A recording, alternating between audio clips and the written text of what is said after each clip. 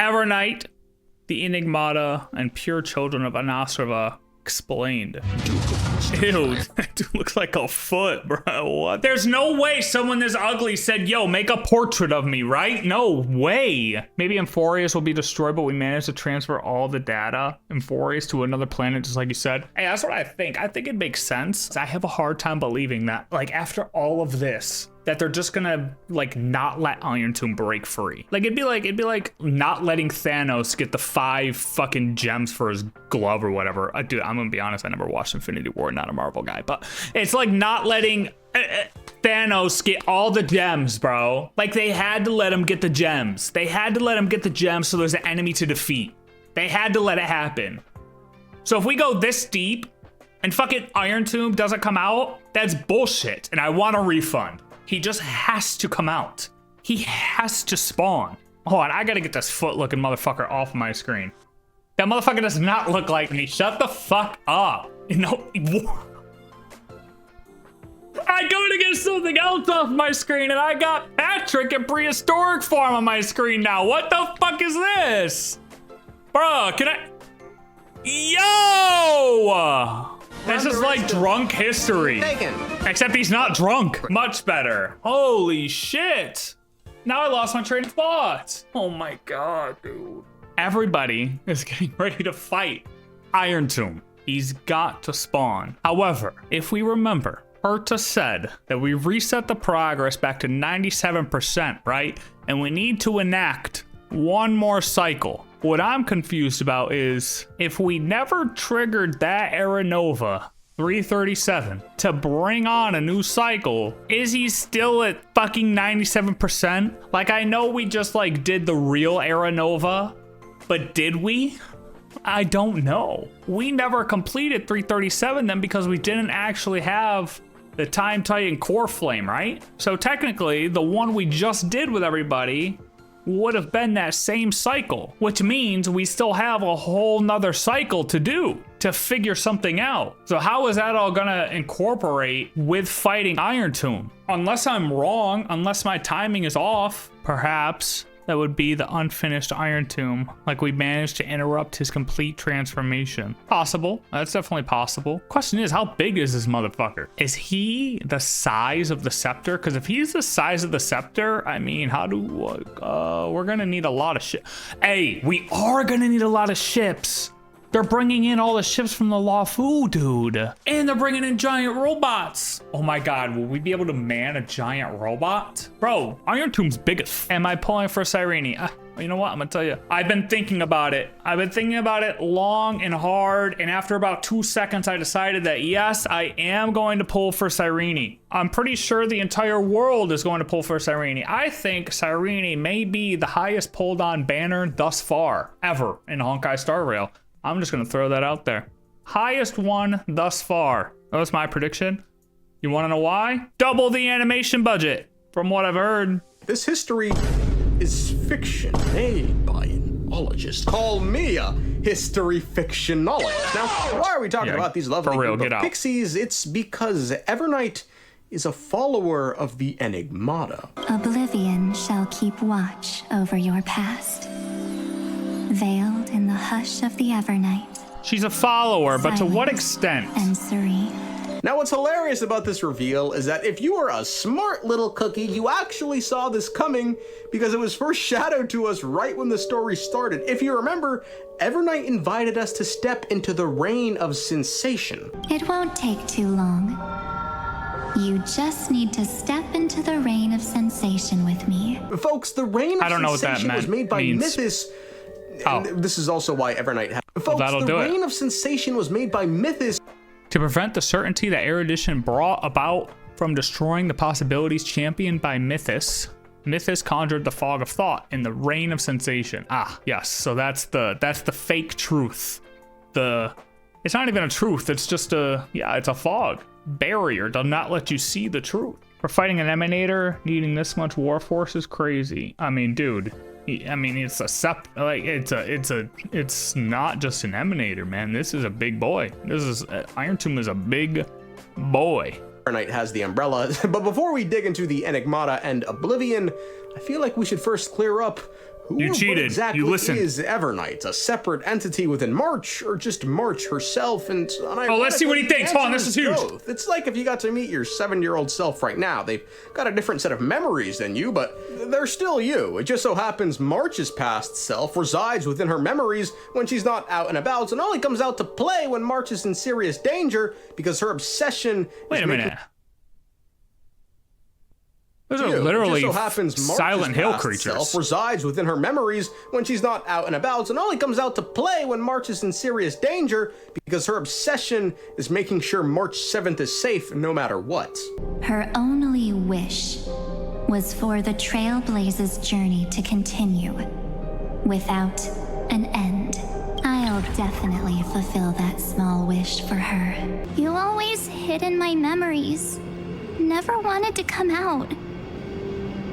The only times you showed yourself were when I got into serious trouble. The sole motivation behind everything you do was just so I can keep traveling. I am an obsession whose purpose it is to protect you. The only memories I have are yours. So yeah, pillow fighting with March sounds fun, but if you swing once just a little too hard and see that umbrella come out, GG, nigga. I think there was blood. They are still both one and the same entity, and both refer to each other as me. We meet again, naive me. I really didn't think that this other me would be this strong. We just need to meet March. You know what? I figured out how we solve this issue. Somebody has to have March's mom's number somewhere, right? We need her parents' numbers. They had to have filled out a form at some point for her to go on the Astral Express. Obviously. It's plausible. We need to contact them and figure out which one is her. Be like, hey, talk to your daughter for 5 minutes. Does that seem like your daughter? If they say yes, okay, cool. That's the real March. If they say no, it means Evernight's the real March. We need to figure this out. Now, worth clarifying, they still have separate memories from one another, as March tells us when she's awake, Evernight is asleep and can't experience her travels. Its memories are all drawn from the camera's photos. In other words, from my journey of trailblazing. While I was awake, his audio's messed up too, though. You were always sleeping. So talking about this probably doesn't feel real to you.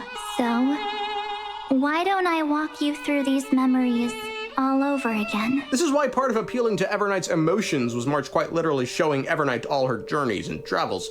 Now with that said, there are still some bizarre occurrences in which Evernight has some memories of March, like when she knew how many days March was on Amphorius, or how March's eyes looked when she first put on the clothes she has now. I still remember the day when you first put on these clothes and looked in the mirror. Your eyes were so clear. It's just subconscious. As for Evernight's memories, those more than likely stem from who March was before her memories were wiped. Given, hey, she knows some shit, man. Yeah, but that's assuming, see, and that's the other thing we don't know. We really don't know. I think everyone's assuming that Evernight is just previous March. But how do we not know that March was in previous Evernight? And then Evernight was previous March. And then March is in previous Evernight. Like, who's to say they haven't flip-flopped before? Because, right, they just flip-flopped, right? They just flip-flopped. Who's to say it didn't flip-flop before? Who spawned? Yeah, she knows some shit. As of now, I have no intention of making choices for you. You've already decided on your next destination. So, let me exercise oblivion one last time and wipe the name Pure Child of Anasrava from your mind. Pure Child of Anasrava, and in the image we see March 7th as well as Cyrene, meaning they're both pure children of Anasrava, but what exactly does that mean? Well, let's turn to the data. Emanators! Well, it's hard to determine which category in the databank the pure children of Anasrava should be filed under, or even if this entry should be included at all. So far, these 4 words seem more like a baseless rumor scattered among the fragmentary chapters of cosmic history. Different historical records lead to pure children of Anasrava with vastly different birthplaces, races, identities, and even life experiences. They also never knew each other. The The only common thread between these women was that they all walk the path of remembrance. Literally interpreted, the pure children of Anosrava must have countless intricate connections with Fuli, the master of Anosrava. Could these women be some special form of remembrance emanators? The conjectures are endless. They could be fragments of the eons scattered across the cosmos after their shattering. Fuli's countless manifestations walking among mortals, different facets of their memories of themselves. Each theory seems self-consistent yet riddled with contradictions. Now there's only one consensus across the cosmos. One or several pure children of Anosrava establish the Garden of Recollection, and these women collectively guard the secret of the remembrance. The idea that these women are all shattered pieces of Fuli is further backed by the fact that Evernight, who again, a pure child of Anosrava, quite literally says as much in her trailer. Are you willing to face me now? Face your past. When you were born from that shattered lunar flux. When you were buried along with the remembrance's lies. Furthermore, it seems a sign of the pure children of Anosrava is pink hair. I knew he was gonna say it. I was waiting for him to say it. There's no fucking way. Because that would mean she is. And how could Cyrene be if she's a fucking 0 and a 1? She had pink hair before she was gazed at. So how does that work? Let's say even if she get past the 0-1 fact, get past the fact that she's in a simulation, she had pink hair before she was gazed at. Hey, here's a theory. Hold up. Wait a minute. I got one for you. What if they actually didn't have pink hair before, but since he's able to control memories, hear me out, Fuli is memories. What if the moment he gazes upon somebody, all of a sudden, everyone's memories of them is that they had pink hair? Well, gazes upon a emanator, makes him a child of himself. He changes the memories of everybody, and everyone only remembers them ever having pink hair. You know what? I'll allow it. That's the only way the pink hair theory makes sense, is if he does that. Otherwise, bullshit. Remember this eternal truth. Girls with pink hair are never to be underestimated. And then that one though, but I mean, it's like, you got pink hair, but you're not. I mean, if you're considered half a March, like sure, but only one consensus around the cosmos, one or several pure children of Anosrava establish a Garden of Recollection. What popped into my head is I was like, huh, what if then like her parents are like in the Garden of Recollection, you know? Would that mean Cyrene's parents are in Garden of Recollection too? Like all the children's, their parents are actually like in the Garden of Recollection, but that's not possible because Cyrene's in a fucking simulation, dude. However, she didn't get wiped at the end of the quest. Everyone else got wiped. The Chrysalis heirs all got wiped. What if Cyrene was never part of the simulation in the first place? What if she ended up here like we did and couldn't escape? She didn't have help to escape. What if she just ended up in Amphorius and she was actually a physical being? Can that be disproven at all? I'm not saying it's true, but can it be disproven? Because that would be crazy, no? I just kind of assumed she didn't get wiped at the end of the last Era Nova, or like shown as being dissolved at the end of the last Era Nova because she got gazed at and then became an emanator. But what if she was always a physical being and that's why she didn't get wiped? And that's why she was able to get gazed at. Holy fuck, wait a minute. But no, that would mean Finon would be too. That doesn't make sense. Okay, scratch that last part. Yeah. By wiped, I mean like she was there holding the book with us. Like with us or with Trailblazer, Dawn Hung, and Evernight. Girls with pink hair are never to be underestimated. Which explains why March and Cyrene noted they looked so much alike. Wait a minute. We actually look quite alike, don't we? Yeah. Your pink hair is just as eye-catching as mine. Now, some of you might be taken aback by the claim that Fuli is shattered. Now, there is a lot of ambiguity in the databank with regards to this entry. The entry almost wasn't even included because the whole concept is shrouded in mystery, but I find it dubious at best to suggest that Fuli is dead, when just as recently as this patch, patch cycles, Fooly has gazed at Amphorius twice, once for shits and giggles, and the other to look at the Trailblazer. Hell, we know where Fooly is. Allegedly, he's posted up in the Ionosphera Pure Land, just spreading seeds out far and wide, and the Remembrance can't be a masterless path because that's illegal.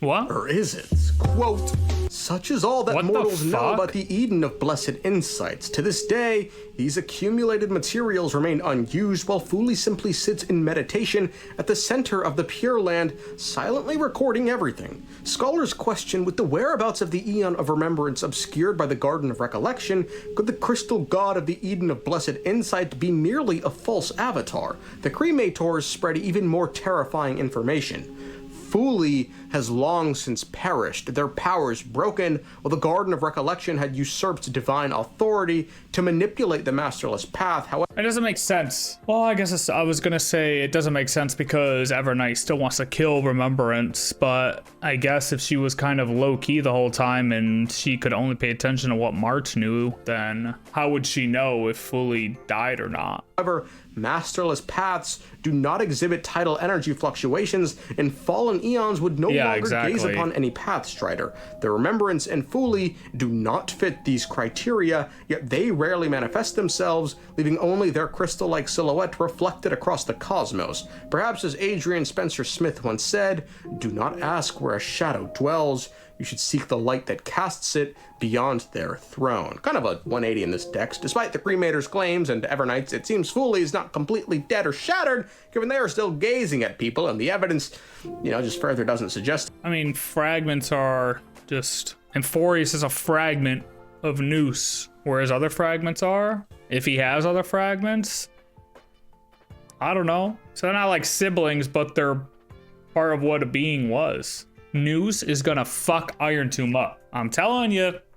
As much. Plus, with Fooly still living, there's the added benefit that it makes Evernight's wish of, wanting to kill the Path of Remembrance a bit less nonsensical, as, now there's someone she can go after. My wish, to kill the Path of Remembrance. Even the fact that she technically wouldn't know, I don't feel like they're gonna make her whole mission be this, and then just be like, oh yeah, it was dead anyways. This whole reasoning behind her, this patch, pointless. Like, that'd be dumb storytelling. That'd be literally a waste of fucking time. They would have given her something else. Surely they would have given her another motive.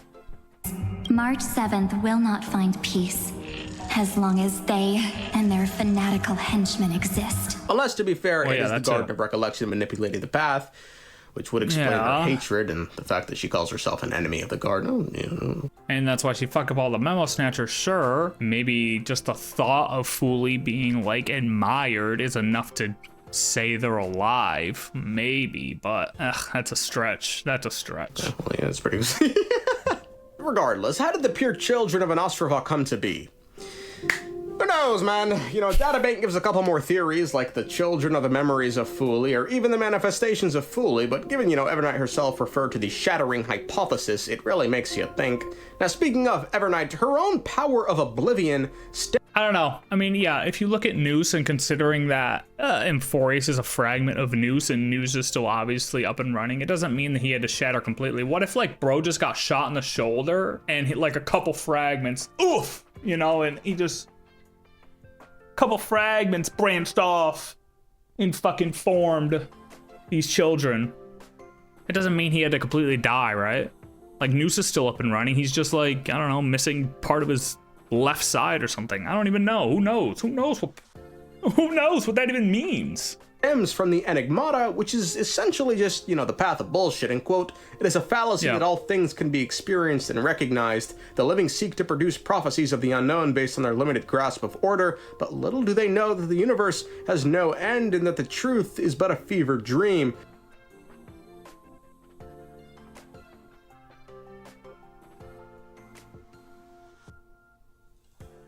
I knew it.